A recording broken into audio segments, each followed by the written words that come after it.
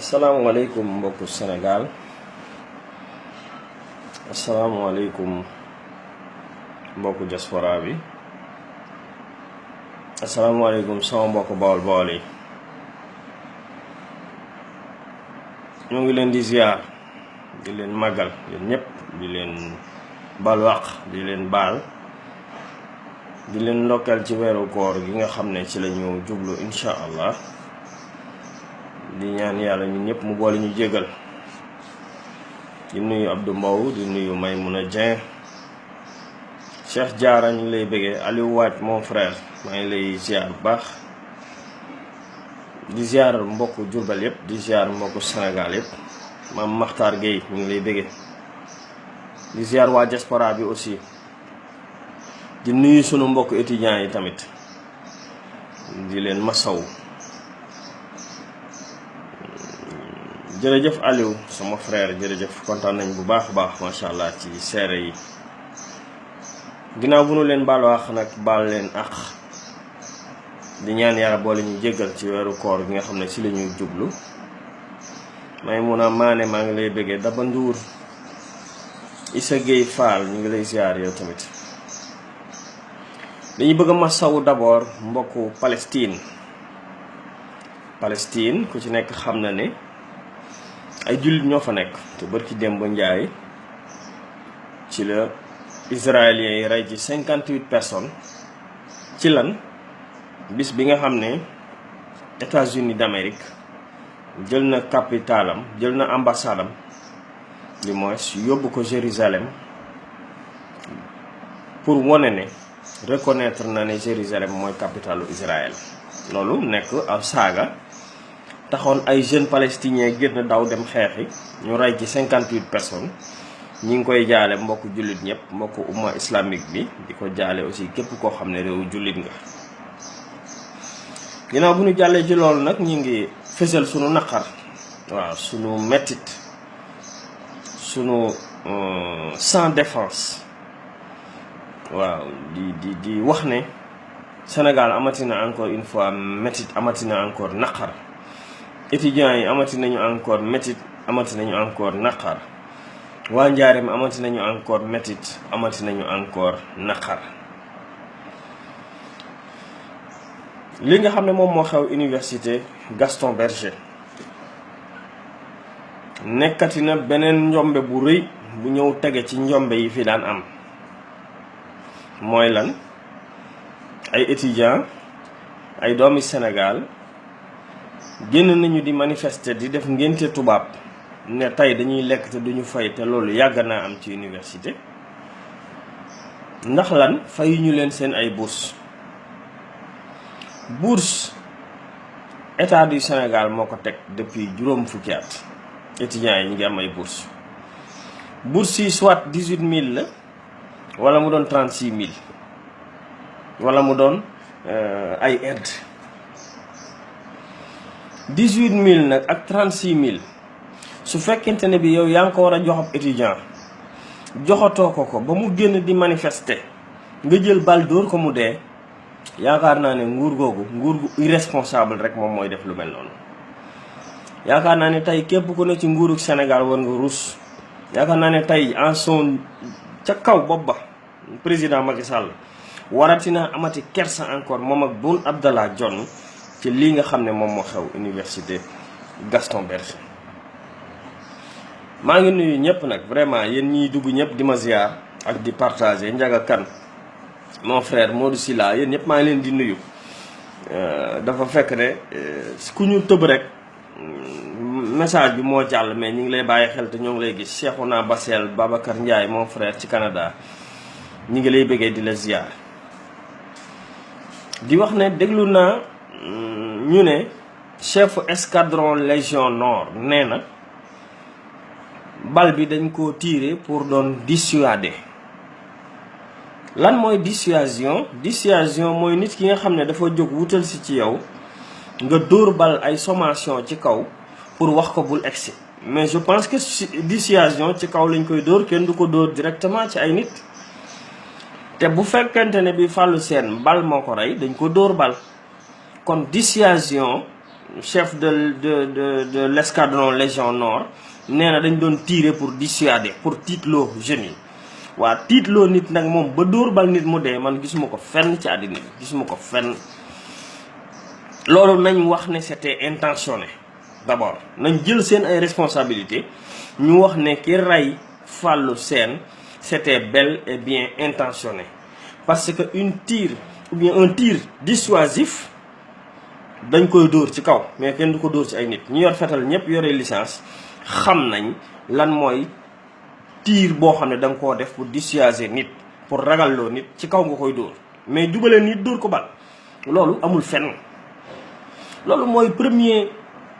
erreur bi nga xam ne moom laa njëkk a wax pour chef de l'escadron de Légion Nord ndax moom ndaw rekk la mais première responsabilité bi nag nañu xam ne ca premier ministre la commencé Boun Abdallah Dionne ndax moom mooy le chef du gouvernement njombe lu mel nii su amee Boun Abdallah Dionne wërta làqatu ci ginnaaw Aly Ngouille Ndiaye Boun Abdallah Dionne c'est un irresponsable Boun Abdallah Dionne laa wax ku irresponsable la yow yaay le chef du gouvernement njombe lu rëy xew na ci say étudiant nga xam ne surtout koo xam ne yaa ngi licence 2 benn année moo la dese nga terminer sa carrière li ci des ay formation la ak yooyu mais licence moom mooy niveau professionnel li ci des lépp ay formation la ak ay suivre carrière mais xale bu toll noonu di avenir u Sénégal jàng ba yegg ci licence 2 yor soxna ak benn doom nga boom ko yow mi premier ministre wala président bi kenn ci yéen génnul sax adressé wu à la nation ñaaw na trop bés bu set nag ñu fàttali leen li ñu war a def bés bu set mu mel ni dañ leen di jàngal li ñu war a def mais man jàpp naa ne yow en tant que njiitu réew en tant que premier ministre non seulement war ngaa génn nga déplacé wu nga dem nga xool les lieux du crime nga def fa ubbi fa cabinet de crise yow premier ministre Boun Abdallah Dionne heure bi tey waroon na laa fekk Saint-Louis nga dem ca gouvernance ba boo ñu protéger la nga ubbi fa cabinet de crise nga woo le ministre de l'enseignement supérieur de l'intérieur des finances de la justice le directeur de la sûreté urbaine le chef d'état-major ñëpp ñu dem toog foofu ngeen def conseil interministériel won waa Saint-Louis won waa Sénégal won étudiants yi ne yéen a ngi jublu ci liggéeyu kii nu ray mais dafa mel ni ñu nu jiite maa tey la ñuy def xam nga lu ñuy xaara oui une enquête sera ouverte oui on attend le rapport d'autopsie Mamadou Diop jaar na fi Bassirou Faye jaar na fi ba mi fu mujje furaas dara ay xaari autopsie ay xaari rapport enquête moom la sénégalais yi maar on en a marre de ça il faut ñu xam ne nit ñi duñ ay mbaam il faut ñu xam ne nit ñi duñ ay animal il faut ñu nu jiite xam ne nit ñi ay doomi aadama lañu yore il faut ñu jàngal policiers yi ne leen ay nit ngeen yore ay nit ngeen diriger ay nit ngeen di protéger il faut ñu jàngal policiers yi former leen que ni ils sont chargés de la protection des personnes et des biens mais chargé wuñu leen pour ñuy rey seen nit ñi mais xanaa loolu c'est très facile xanaa loolu yomb na mais jël ay policiers nag armé leen jusqu'aux dents ñu mel ni ñuy dem guerru xare Badar takk ay mbubbi weñ jàkkaarloo ki étudiants yu yoree xeer mi ngi mel ni intifada da ngeen di dégg sax ñu naan la nouvelle intifada mais c'est vrai Israël jërul ñu leen di xas sànq ba léegi ñoo ngi xas Israël ñii di yónni mais li xew nii mook Israël ñoo yem Israël loolu la ay palestiniens ñu yoree xeer di sànni israéliens yi di leen dóori bal ñuy dee mais fii tamit Sénégal étudiants yi ay xeer lañ yor ñu leen di dóori bal ñuy dee kon mook Palestine benn lañu kon Macky Sall bu mu génn di wax waaye maa ngi naqaru yow yaa ngi naqaru li xew Palestine tey jël ay policiers di dóor say étudiants ba ñuy dee ana cohérence bi amul cohérence gaa ñi buñ mënta jiite réew mi nan ko bàyyi mbokk yi gaa ñi buñ Macky Sall mënatul yore askan bi daf se le va de las manos mbokk yi ci espagnol noonu la koy waxe la gestión del país se le va de las manos Macky Sall réew mi ngi koy rëcc yoratu ko mënatulam diriger réew mi mënatu koo yore ñàkk a mën a yor réew mi mooy contrôler taux yow primature amatoo benn information ci ministère yi da ngay xëy rek dëgg benn njombe rek ñu daal di woote ne ministère bi nangam sangam ministre bi génn wax yow nga làqatu ci ginnaaw ministre bi wala premier ministre bi làqatu ci ginnaaw ministre bi. mais heure bii laa la war na fekk tey conseil des ministres extraordinaire war nañ ko woote wala cabinet de crise woo chef d'état-major yi moom président bi ca palais ba wax ak ñoom woo sécurité urbaine woo premier ministre woo ñëpp ñu discuter ci loolu. tey en 72 heures enquête ku rey Fallou Sène war nañ ko mën a boucler en 72 heures mbokk yi ñetti fan laa leen wax war nañoo mën a boucler enquête ki rey Fallou Sène ñetti fan. xam ngeen lu tax mais bi ñu fa reyee étudiant marocain bi 72 heures lañ boucler enquête bi 72 heures bi ñu fa reyee marocain boobu 72 heures lañ ko boucler jàppale malfaiteur. lii nii policier moo koy def mais police bi koy def. mais arme la utiliser arme bi mu utiliser xam nañ ban arme lay doon dinañ ko xam bu ñu génnee bal bi dinañ xam ban calibre la danañ xam calibre boobu ci ban fetal la jógee ak kan moo ko yore woon jour boobu loolu en 72 heures mën nañ ko def buñ sonal nit ñi. jërul ñuy def di dilatoire di yóbbu enquête bi ay 6 mois wala ay 1 an mbokki Fallou Sène di jooy ñuy yóbbu ay ndimbal yóbbu 5 millions ministre bi dem def délégation ñu rangale oto yi ñu wàcc policiers yi kàcc ñu daal di ñëw jéggulu nan daal di jox waa kër ñooñu 10 millions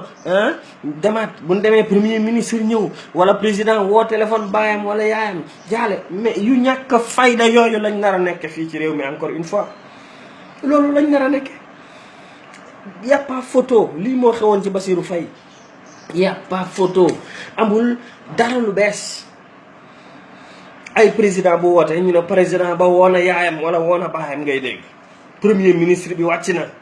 ñëw nañ indi nañ seen njaal bu soobee yàlla dinañ ko enquête danañ gën enquête ba kañ. en 17 ans 4 étudiants ñu rey leen ba tey kenn leeralu ci benn 4 étudiants rey nañ leen 2001 2008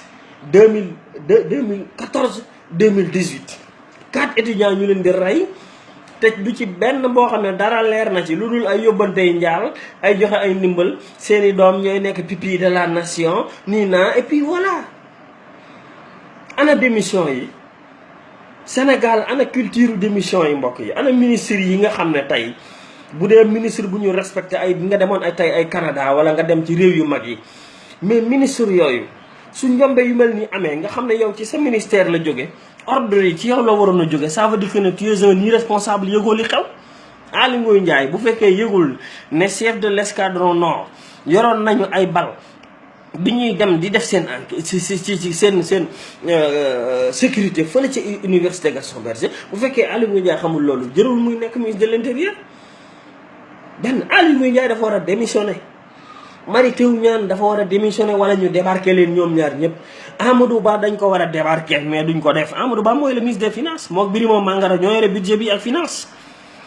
naka ngeen di togg ay étudiants di ñàkk seeni bourse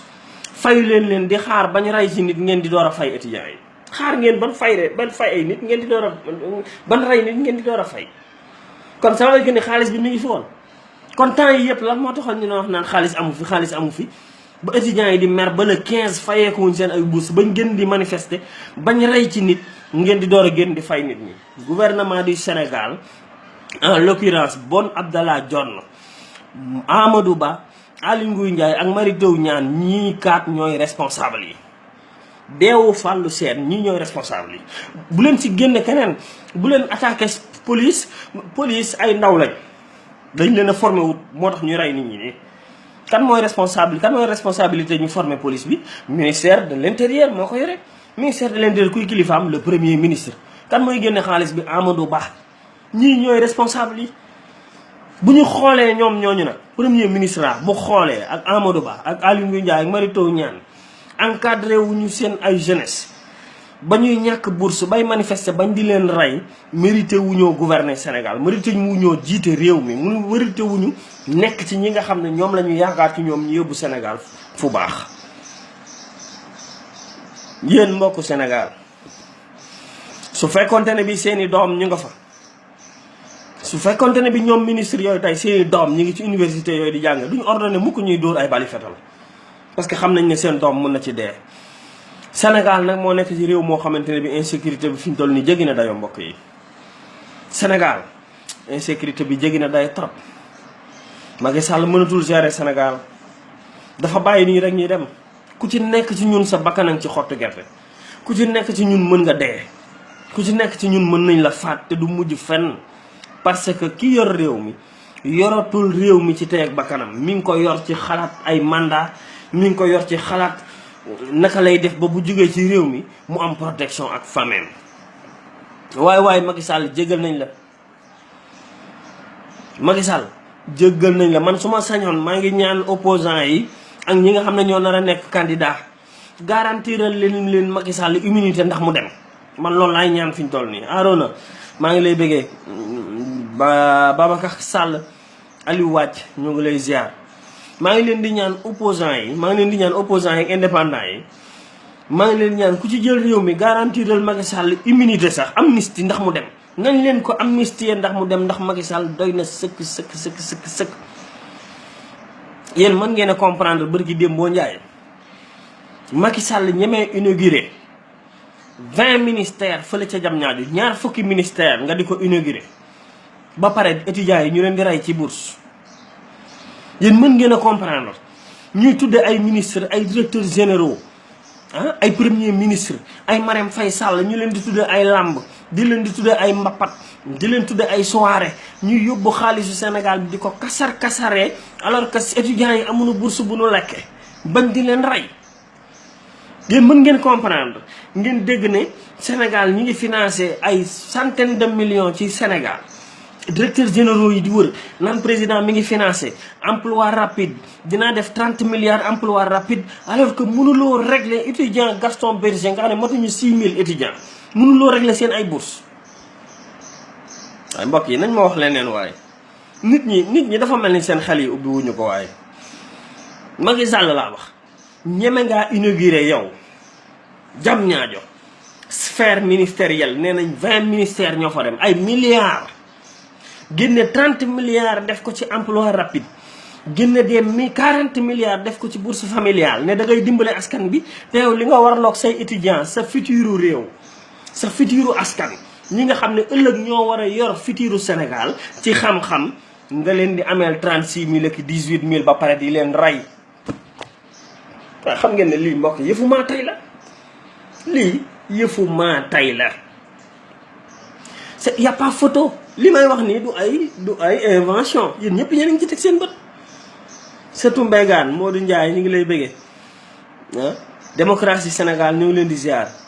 li ñuy wax nii du dara loo xamante ne bii lu extraordinaire la yéen a ngi koy gis ngeen Macky Sall inauguré na sphère ministérielle ay milliards lañ ci def dégg ngeen mu ne emploi rapide da ciy def 30 milliards dégg ngeen nee na 40 milliards da koy def ci bourse familiale gis ngeen ay nitam ñi nga xam ne ñoo bokk ci mouvance présidentielle ñi ngi wër di financer ay milliards naan groupement des femmes groupement des ligues groupement des la waaw mais yow mënuloo régler 36000 francs pour étudiant wala 18000 francs pour étudiant ba police di dem di leen dóori bal non vraiment lii ñaaw na waaw vraiment lii ñaaw na trop man su ma xoolee image yi gis policier bu yor oto xuus ci biiri étudiant di daw plus de 80 à l'heure mais policier boobu dañ ko war a jàpp ñu rey ko policier boobu dafa demoon carrément ak intention de tuer man j'ai vu la vidéo waxuma sax fatal gi ñu dóor Fallou Sène waxuma ko de rey gi ñu rey Fallou Sène waxatuñu ko loolu kenn mënu koo consentir mais ab policier bu yor auto police du xuus ci biir université ay jeunes étudiants entre 20 ak 25 ans 30 ans nga mën a daw ci seen kaw à 50 à l'heure tu es un terroriste yow wute woo dara ak terroriste bi nekk France taal otom wala terroriste bi nekkoon Espagne mais taal otom dër ay nit ray leen mais c'est ça amul dara lu ñu wutale lan moo leen wutale yow policier boo ñemee yor sa oto xoos ci ay étudiants di leen dër yaa terroriste ba nekk Europe taal oto di dër ay tubaab yéen a yam benn ngeen te lii moo gën a garaaw ndax yow sa askan nga koy def alors que ñi ay étranger lañ yu koy def beneen xeet ngir xeex ci wàllu diine yow nga jàkkaarloog sa askan attana jël oto bi ñu la jox nga xuus nga dër ay nit pour ñu dee mais loolu ku ko def tu es un terroriste mbokku Sénégal lii xew ci réew mi ñaaw na de lii xew ci réew mi metti na. c'est pas de la politique ça. li ñuy wax nii c'est pas de la politique. li ñuy wax nii c'est pas de la haine. li ñuy wax nii c'est pas ay clivage wala communication politique. c'est la triste réalité. Macky Sall ne peut pas gérer les destinées de ce pays. Il faut l'enlever. Macky Sall ne peut pas gérer les destinées de ce pays. Il faut l'enlever. mënu ko gérer ci benn anam. lii xew tey vraiment mooy la goutte d'eau. lii xew tey vraiment mooy wane incapacité. mooy wane irresponsabilité wu gouvernement du Sénégal pour gérer ses étudiants. mooy wane l'incapacité wu président de la République du Sénégal pour mu toogati di gérer ci réew mi. président Macky Sall war na lem ay bagages mu dem na jël hélicoptère mu dem. dimbali leen ko nañ ko signal këyit ne ko danañ la bàyyi ak Aliou Sall ak Marème Faye ak say mbokki Salleen ak seeni mbokki Fayeen yéen ñëpp Mansour Faye jël leen avion yéen ñëpp ngeen dem France ngeen dem Amérique ngeen dëkk fa bàyyee na suñu réew mi. signal leen ko ngir yàlla baal leen Macky Sall mu dem ak waa këram ak i mbokkam ngir réew mi am jàmm. ngir réewu Sénégal am jàmm Macky Sall dimbali leen ñu ngir yàlla ñu baal ko mu dem yoonam ngir bàyyee suñu réew ñu mën a tabaxaat suñu réew mi. Sénégal am na avenir am ba tey. lenn nag dina xew souvent ma bàyyi loo leen ko xel. nguur dina dem ba affaire yi ëpp ko doole mu def lu ñuy wax déviation de l'opinion. xawma ndax dëgg la nag wala déet mais c'est une supposition mais dama leen ko bàyyee pour yéen tamit ngeen bàyyi ko xel. déviation de l'opinion nguur yi dañ koy def souvent. problème mu ressources naturelles yi Sénégal yi pétrole bi ak gaz bi indil na Macky Sall lu coono yoo xam ne démission yi nga xam ne moo nekk ci hauts fonctionnaires yi ak cadres yi justice beeg armée bi problème yi nga xamante ne moom la am ci parrainage bi. problème yi nga xam ne moom lañu am ci carte d'identité yi problème yi nga xam ne mooy problème insécurité bi am ci autoroute bi problème yu bari yi des fois dina tax gaa ñi def benn action ngir dévier l'opinion na ngeen ko xam na ngeen ko bàyyi xel de.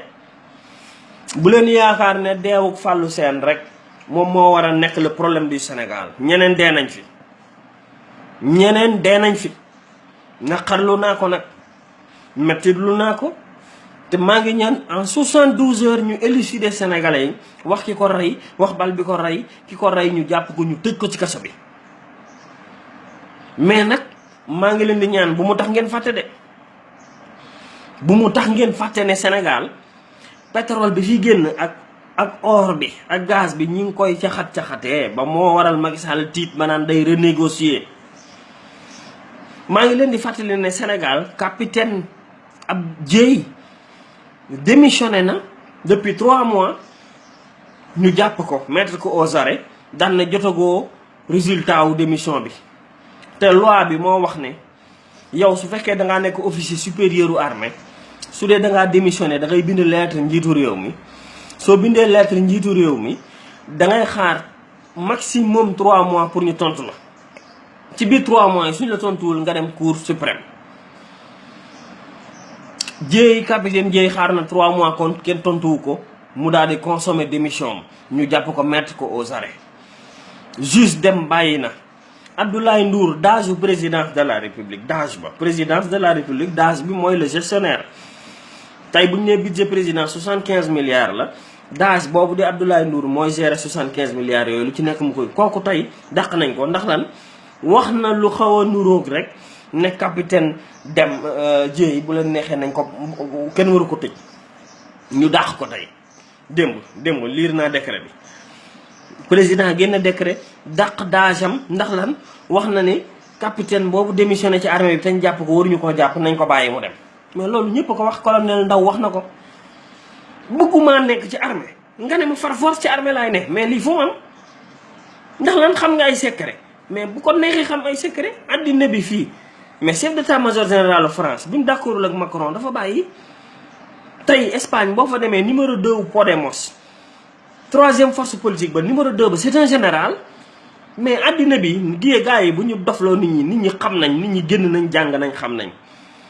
Capitaine Dièye bu bëggee bàyyi na bàyyi, bu bëggee présenté wu présidence am na droit bi. buñ sonal nit ñi naan ay loi militaire, non fii loi amu fi, bëgguma nekk armée. Mais bana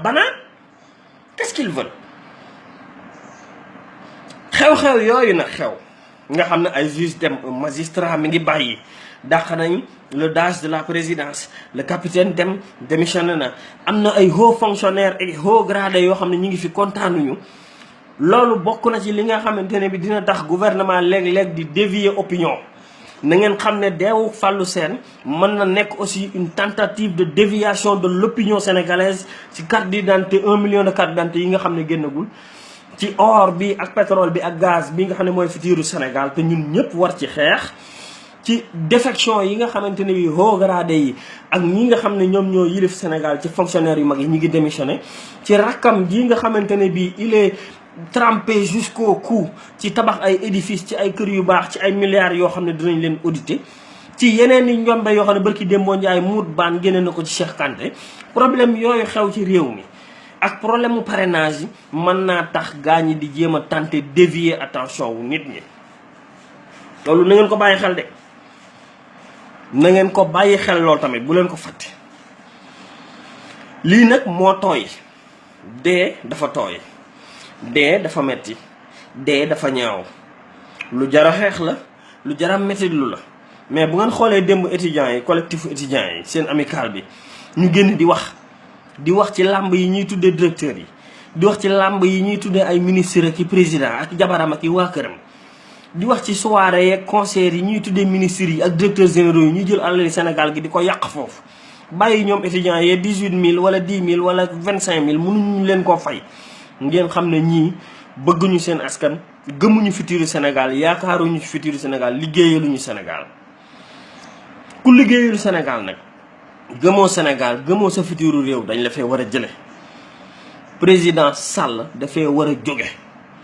président Sall bu démissionné wul 2019 nañ ko démettre mbokk yi. wax nañ dëgg, gis nga Alain Dième wax nga dëgg, Mame Fatou Wade, Sali Sagna, Marie Mbos Mendy ñu ngi lay bëggee yow tamit. lii nii bu continuer mën na fi indi sa xeex yu mag a mag. ñi nga xam ne ñoo nekk ay fonctionnaire ci seen bopp ñi ngi démissionné ne bëggatuñ sax nekk fonctionnaire ndax gis ay njombe. ñi nekk ci armée bi di démissionné bëggatuñ sax nekk ci armée bi ngis ay njombe. ay commissaire de police yi démissionné ci nguuru Macky Sall rek nga ko mës a gis. Ablaye Wade lu mu bon gisoo woon lii ah. Abdou Diouf lu mu bon gisoo woon lii te ñoom ñëpp ay mag lañ. yow nag nga judd am après les indépendances mënuloo gérer dara, xamoo dara lu dul li la neex ak esprit fayantoo, esprit revanchard, esprit xeex. lii c'est dépassé. Macky Sall dafa war a xam ne li muy dexale nii c'est dépassé. ay jël nit ay di tëj, ay di xeex, ay revanchard, ay di seet say adversaire loo leen jéem a dugale kaso. combine politique yoo xamante ne bii yow alors que yow yaa ngi yor les destinées de 14 millions de personnes. président Sall mérité wul continuer de mbokk yi. président Sall mérité wul continuer gérer Sénégal. dama ko xool ci façon bu ne mais mérité wul am deuxième mandat. mérité wu ko. mënul résoudre benn problème ci Sénégal. gisu leen benn problème bu grave boo xam ne am na ci réew mi bu grave président Sall rek la ko. amul dara. toog rek di seetaan lay def. toog rek di seetaan.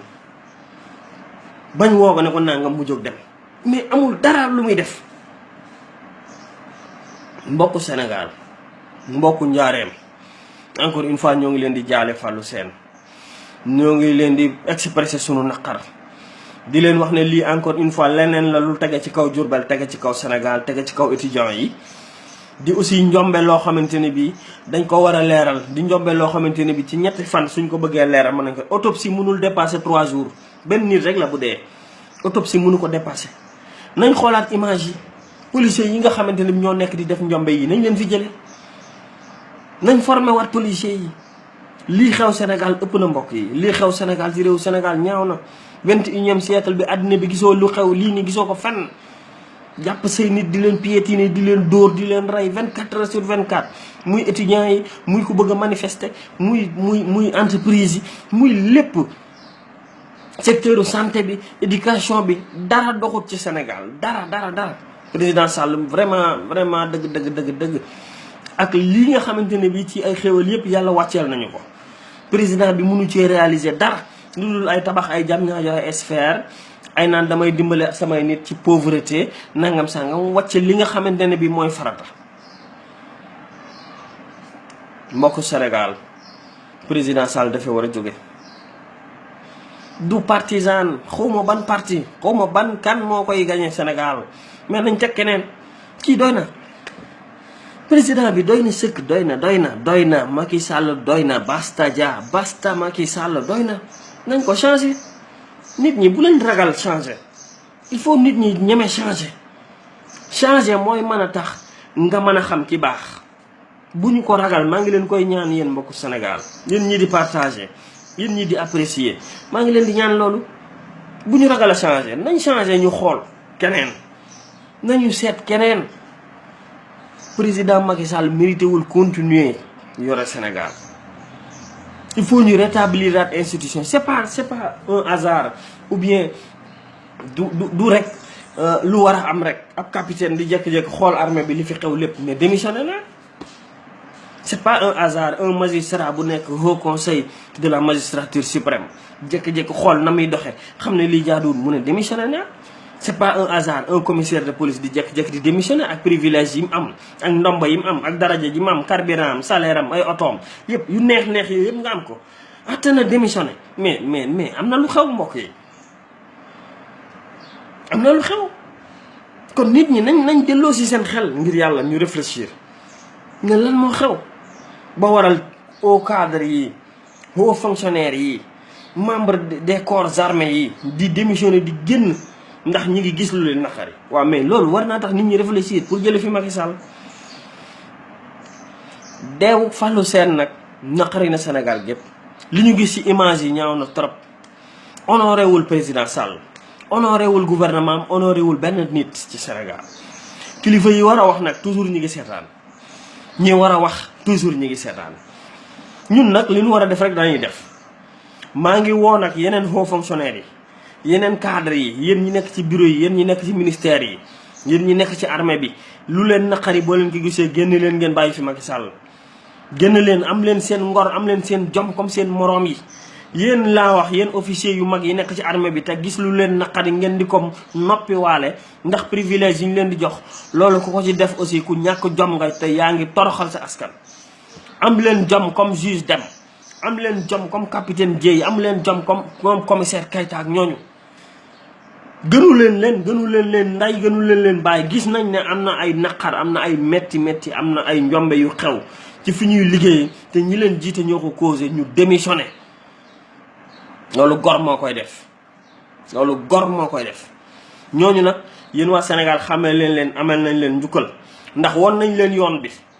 il faut ngeen xam ne ñii démissionné nii dañoo wane yoon te maa ngi ñaan c'est le début xam naa ne de la fin des politiques politiciennes c'est le début de la fin des politiciens professionnels ñii génn tey maa ngi leen di ñaan nañu xeex dugg ci arène bi ñu jële fi président Sall nañ ko fi jëlee par A ou par B ñu seet keneen ndax li fi xew ñaaw na trop maa ngi ñaan nag njaareem deneen leen xoolati di ngeen gis ñu rangale oto yi dem kër Fallou Sène yóbbu fa fukki million ñu ne voilà ñu ngi jégalu nangam sangam bavure policière la woon ñii naa ñu enquête ku ne dem rey nañ doomi jàmbur kooku ñàkk na comme Bassirou Faye comme Mamadou Diop comme ñeneen askanu Sénégal dafa jot ñuy sanctionné mais bu kenn dévier nag seen xel Fallou dem na de boom nañ ko te naqaru nañ ko ñi ngi ñaan ñu leeral ko mais bu kenn dévier seen xel que ni am na 1 million carte électeur yoo xam ne mi ngi ñu denc kenn xamul fu mu ne bu kenn dévier seen xel que ni pétrole bi ak or bi ak gaz bi niñ ko joxee caxatee nañ alali Sénégal te dafa war a leer bu kenn dévier seen attention que ni parrainage bi jàllul wërta jàll te góor jigéen mi ngi ñuy yor ak franc-maçonnerie bu kon dévier seen attention que ni Aliou Sall lim yor ci milliards dañ ko war a leeral bu kenn dévier seen attention que ni gestion wu Diamniadio bi ak TER dañ leen a war a auditer. loolu yëpp c'est des gros scandales yoo xamante ne bii dañ koo nar a teg ne bëgg a yëyu yàbbi ci affaire Fallou Sène déegi des étudiants des pour nit ñi fàtte lële duñu ko fàtte te bu leen ko fàtte duñu ko fàtte te bu leen ko fàtte ñoo ngi leen koy ñaan. waaw lii daal vraiment la ñu amoon tey pour wax leen ko tey di naqarlu bu baax encore une fois li nga xam ne moo xew di wax Sénégal ne na ngeen visionné vidéo yi bu ngeen ko xoolee seen yaram day daw seen xol day jeex. da leen di won ne ñu ngi ci régime boo xam ne régime bu violent la régime la boo xam ne répression rek la xam régime la boo xam ne dóor askanam rey askanam rek la xam xamul leneen. visionné leen waat vidéo yi ngeen xool da ngeen di yéemu bu ak policier attanee xuus ci ay nit noonu di dem da ngeen di yéemu ñu naan ay dañoo dóor ay bal pour dissuader ay nit. c'est pas vrai c'est pas vrai. Boun Abdallah Dionne yow yaay responsable bi yow ak Amadou Ba ak Aly Ngouille Ndiaye ak Mary Teuw Niane yéenay responsable li nga xam ne moo xew tey université Gaston Berger. maa ngi ñaan kilifa diine yi génn leen ngeen wax Sénégal li fi nekk ëpp na Macky Sall ni muy doxale ci Sénégal ëpp na. yéen kilifa diine yi génn leen ngeen wax. maa ngi leen di ñaan kilifa diine yi xalif généraux yi génn leen ngeen wax. génn leen sax au moins ngeen naqar ngeen wax ak seen askan. ngeen dimbale seen askan ndax ki fi nekk tey mi ngi leen di terroriser mi ngi leen di dóor mi ngi leen di rey mi ngi leen di tëj ngeen di seetaan ndax lan moo yor doole ak xaalis. doole ak xaalis day jeex. xaaroon naa fi ëppoon alal yàlla dafa wëlbati alalam ci kawam suuf si la wëlbati ci kawam. Firawna moo fi gënoon a ëpp nguur yàlla da koo labal loolu yëpp am na fi. kon Macky Sall munul tere nit ñi am jom. Macky Sall mënul tere nit ñi am gëm-gëm. Macky Sall mënul tere nit ñi continuer di bëgg lu baax. Sénégal ay doomam ma ngi fi doom yu baax. doomam yooyu di démissionné tey ci armée bi. doomam yi démissionné ci justice bi. haut fonctionnaire yi nga xamante ne bi ñu ngi wax tey di génn di ñeme génn di wax. moo lay wan ne Sénégal am na futur. moo lay wan ne Sénégal fu baax la jëm. lii nii ab góom la rek boo xam ne dañ ko war a seppi. sànni ko paccal ko génne ko muy Macky Sall ak nguuram ak waa këram ak fameem dañ leen a war a paccal fomp leen jële leen fi tegaat Sénégal ci ay raay. lii daal moo fi xew mbokk yi yéen waa diaspora bi yéen réewu Sénégal yéen étudiants yi jële leen fi Macky Sall yéen enseignants yi jële leen fi Macky Sall yéen waa secteur santé jële leen fi Macky Sall yéen étudiants yi ci université yi dàq leen Macky Sall yéen waa diaspora bi dàq leen yéen waa réewu Sénégal jële leen fi Macky Sall ngir Sénégal ñu mën a am afiya. yorul Sénégal ci lu ko neex la ko yore ak ressources yi nga xamante ni jël na ko jébbal ko tubaab yi ngir ëllëg ñu garantil ko immunité am. lii rek la du la neen la xew Israël bañ di ko ñaawlu moo xew fii rek université Gaston Berger. bu kenn amul yàppa photo li xew Israël ba ñuy rey palestiniens yi moo xew fii ndax ñee xeer lañ yor ñii xeer lañ yor ñee sànni ñu rey leen ñii sànni ñu rey leen. yasta basta ja président Sall mbokk yi message bi mooy Macky Sall basta doy na basta doy na dem ak nguuram ci nga dégg deegu bari gi xool leen bërki démb autoroute bi à péage bi ay nag di fa jaar bay rey nit ñi ay sareet lu nekk lu neex waaye jaar fa. amul benn sécurité réew moo xam ne bu fekkee amul sécurité bu doy réew moo xam ne violence baa nga mel ni tulleeg màlli réew moo xamante ni ñi ko jiite ñëpp a corrompu sàcc alali Sénégal kuñ ci audité woon tey milliards yi nga war ci kaso bi nga jëm mais réew moomu fan la jëm suñ réew mi fan la jëm buñ bàyyee ñii ñu continuer. Macky Sall bu continuer deuxième mandat fan lañ jëm mbokk yi fu ñu jëm juróom-ñaari at nga def ko juróom-benni at say ministre ñëpp ay milliardaire lañ say directeur ñëpp ay milliardaire lañ réew mi amul sécurité. corruption baa ngi mel ni tulleeg màlle jël nga ressources yi Sénégal jox ko bitim réew empêché say doom pour ñu jot seeni carte d'identité waa mais kii étudiants yi di kaas ngay rey enseignants yi defaloo leen dara jàngalekat yi fële waa secteur santé defaloo leen mais fan lañ jëm ak Macky Sall mbokk yi fuñ jëm fan lañ jëm. waaw vraiment lii daal laa amoon tey lu may wax maa ngi leen di sant di leen gërëm ci teewlu gi ngeen ñu teewlu tey di kontaan bu baax si ñi nga xam ne ñëpp ñoo doon partager message yi di ko jàllale pour ñeneen ñi di koy mën a gis di ñaan suñu borom Fallou Sène yàlla yërëm ko te jégal ko di ko ñaanal aussi yeneen étudiants yi nga xam ne jot nañ leen faat di ko ñaanal sénégalais yi nga xamante ne faatu na ci autoroute à péage bi di ko ñaanal sénégalais yëpp yi nga xam ne faatu nañu suñu borom yërëm leen te jéggal leen.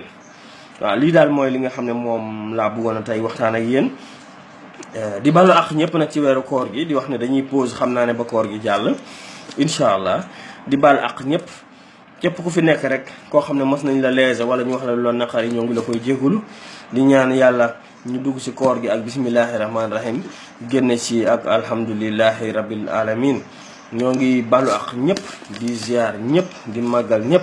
di leen ñaanal yàlla tawféex ak taysiir di ñaan yàlla jàmm ci réewu Sénégal ndax Sénégal soxla na jàmm fi ñu toll nii ndax réew moo nekk moo xam ne le gouvernement vraiment amul benn xalaat lu dul moyen de répression dóor askanam ak rey kenn mënul wax lu la naqari ci réewu Sénégal li nag ñaaw na trop te metti na te nag Sénégal ku ci nekk dégg nga talaatay ndeer ay jigéen ñoo tëju woon ngir bañ ku leen noot taal seen bopp ngeen xam ne bañ yàgg na fi bañ du léegi bañ Sëriñ Tuubaa bi tubaab bi taxawee ca Ndar ne ko mooy yàlla dafa taxaw joxar bi ko ne ko dangay kàcc talaatay ndeer bi ñu naree jël jigéen ñi violenté leen def leen ni esclave dañoo dajaloo seen bopp ñu taal seen bopp kon Sénégal yàgg nañoo bañ de Macky Sall moo la ko gën a xam na ne fii ba ilaa yawmi diini nit ñi dinañ bañ xam na ne fii ba ilaa yawmi diini nit ñi dinañ taxaw lu dul dëgg ñu xeex ko Sénégal nag dañu yaakaar ne rey nit ak dóor nit ak toroxal nit moom moo lay yokk ndam yokku la ndam defu la lu dul wàcce sa grade Macky Sall amatul benn grade ci Sénégal Macky Sall amatul benn solo ci réew mi Macky Sall mérité wul benn respect kenn mënu ko respecté noo koy respecté nan waaw vraiment daal lii rek laa amoon lu may wax ñoo ngi leen di jégalu bu baax encore une fois di leen ñaanal yàlla tawfeex ak taysiir di ñaan yàlla ñu dugg ci kooru jàmm di ñaan yàlla ñu leeral deewu Fallou Sène bi di ñaan yàlla ñu leeral aussi yeneen dee yi nga xam ne ñoo fi amaat di jaale mbokku Fallou Sène bi di leen masaw di bokk ak ñoom naqar wi ndax sama mbokk Bawol la sama mbokk doomu njaareem la tout d'abord di ab étudiant di futur Sénégal ñu boom ko mu yoroon soxna yor benn doom loolu lu ñaaw la lu metti la waaw ñu ngi koy naqarlu bu baax a baax a baax a baax di wax Boun Abdallah Dionne conseil interministériel anamu di wax Macky Sall conseil présidentiel anamu di wax la sécurité intérieure ana ngeen seen réew soxla na leen réew mi li fi nekk metti na mbokk yi waaw ñu ngi leen di jégalu bu baax yéen ñëpp di leen ziar di leen ñaanal yàlla tawfeex ak taysiir di ñaan suñu borom defal nu ndam di leen jox rendez-vous incha allah bu ñu waree ak jàmm incha allah waaw jërë ngeen jëf